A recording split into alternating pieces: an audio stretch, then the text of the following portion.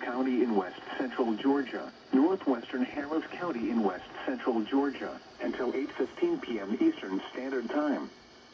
At 7:17 p.m. Eastern Standard Time, severe thunderstorms were located along the line extending from near Stroud to Auburn University, moving northeast at 45 miles per hour.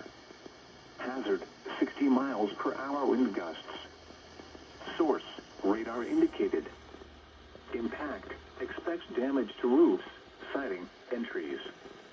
Locations impacted include LaGrange, Hamilton, Greenville, West Point, Hugginsville, Pine Mountain, Lovettsville, Lone Oak, FD, Roosevelt State Park, Southern Harbor, Mountsville, Cannonville, Louise, Odessadale, Rocky Point, Stovall, Piedmont Heights, Mountain Hill, Harrisonville, and Hillcrest.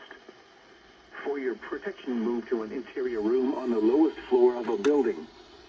If you see wind damage, hail, or flooding, wait until the storm has passed, and then call the National Weather Service toll-free at 1-866-674-466 or tweet us your report at NWS Atlanta.